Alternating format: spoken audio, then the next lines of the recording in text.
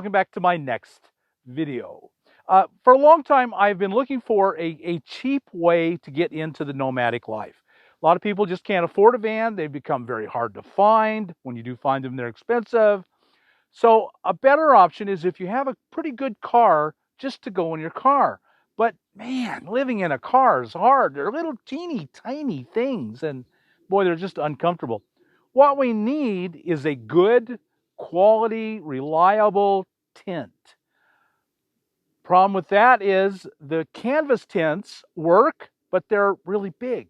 And they don't work all that great even in the wind.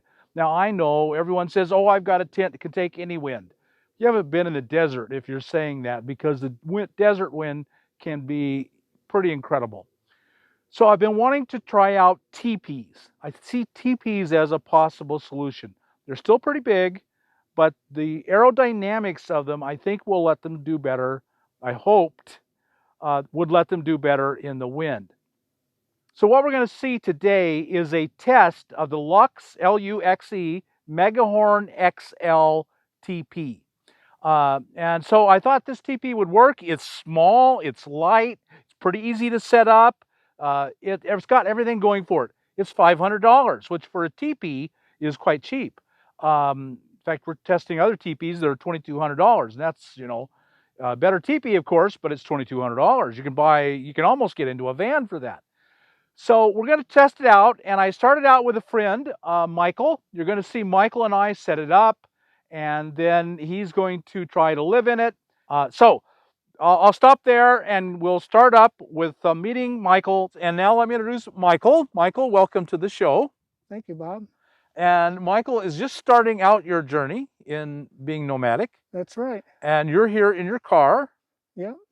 And when you heard that I was had a tent to loan to someone, a teepee, you jumped on that. Yeah, I was going to go tent camping down in Florida, but then I saw your video and I said, well, let me go see Bob.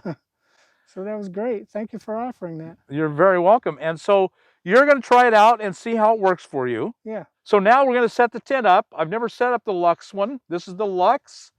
It's a $500 tent. It's good nylon. It looks like a great tent. It's big, and we'll see how it goes. One of the things I think that would really help is the fact that you've got the floor out, because now you know exactly where to start to put the stakes down at. Yeah.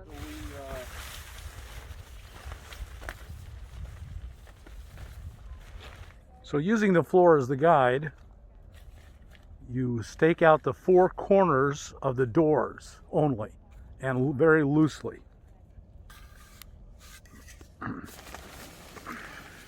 And here we go.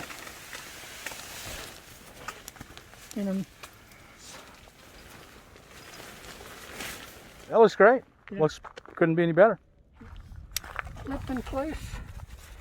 And I can tell it's going to be nice and taut. But not overly tight.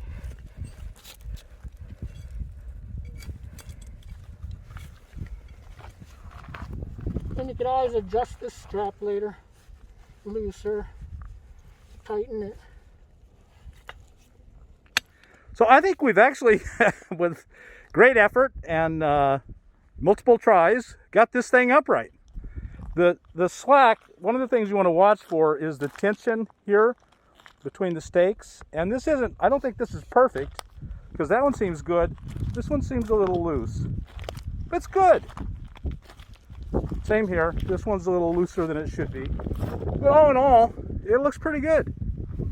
And because it is windy and is going to be more windy, we've crossed these. This is what they tell you to do. See, there's those bungee cords coming off. See, there's those bungee cords coming off. You cross them, and that pulls it in tight. It doesn't look good, but it pulls it in tight, and you're not going to get air blown through and in. But actually, right now, the tent looks pretty good. Let me go inside and show you around.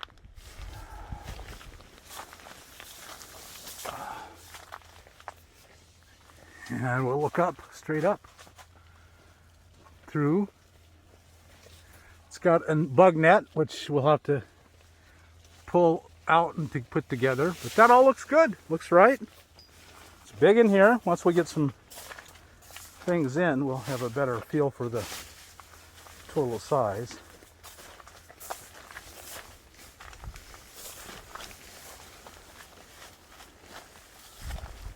Looks good.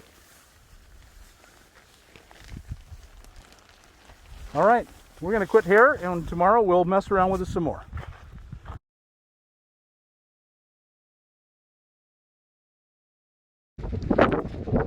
But see, we didn't stake out the other guys.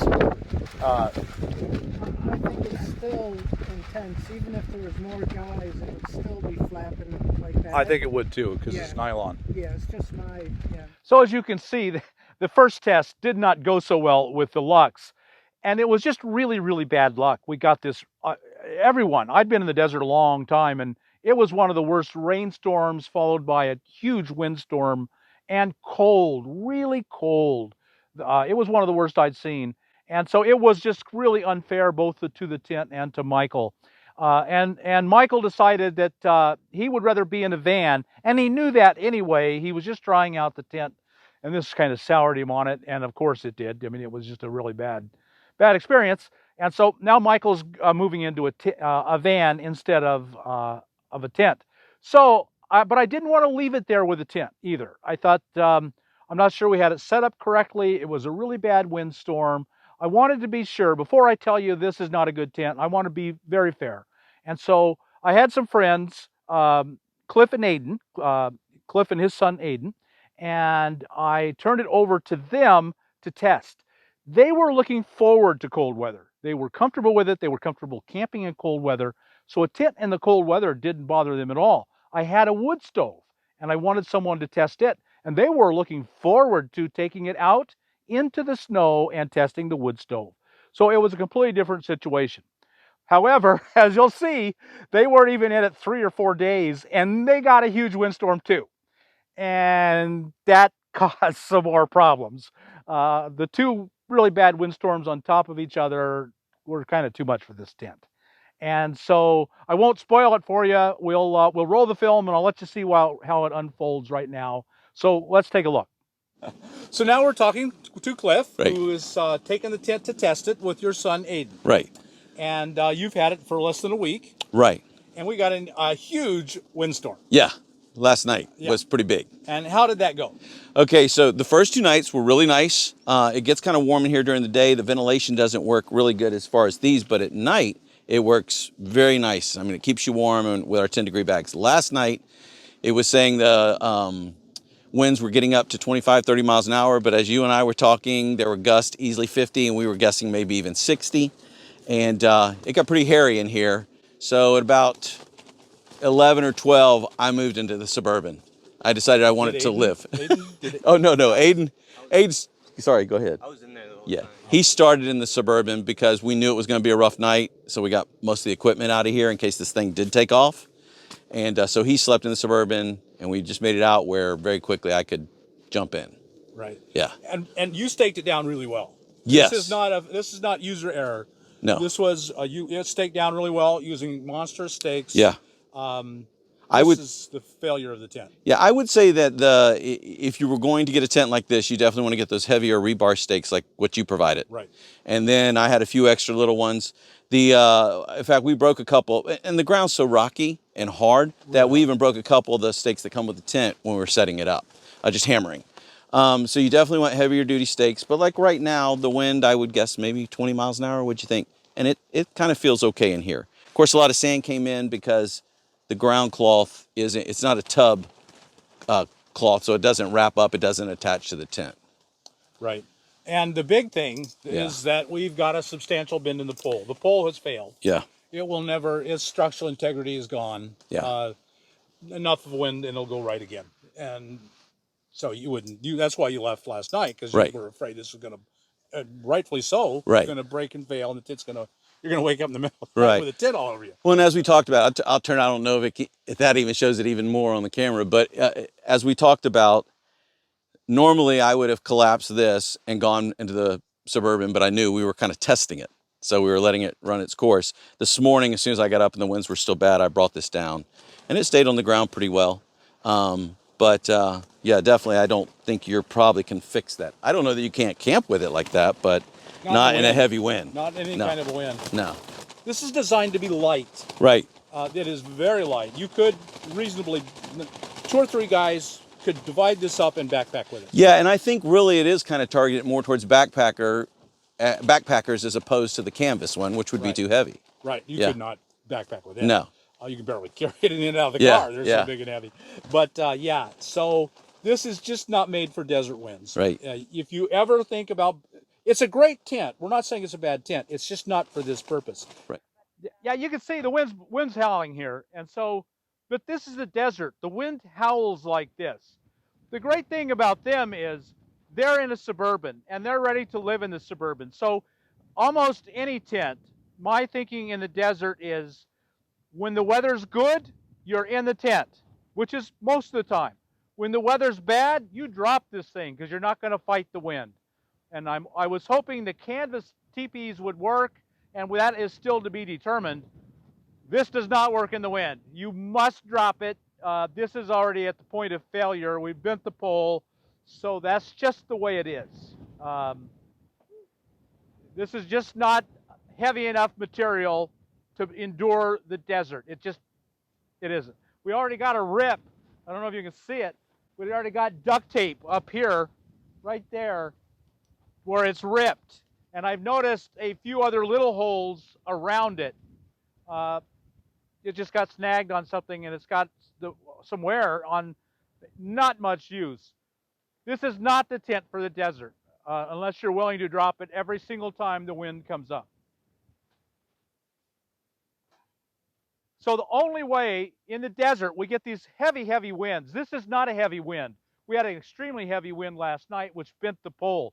The only way you can be in a nylon tent, or maybe any tent, is if you are able to drop the tent in the extremely bad winds and then leave the tent and sleep in your main vehicle. So we have a Suburban, and they sleep in the Suburban perfectly well. They can easily live just in the Suburban. So if you have a vehicle home that you really like, then this becomes an enormous supplement to it. And all summer, you can be in this all summer, and it's great, fantastic. It's perfect choice. It's a good price.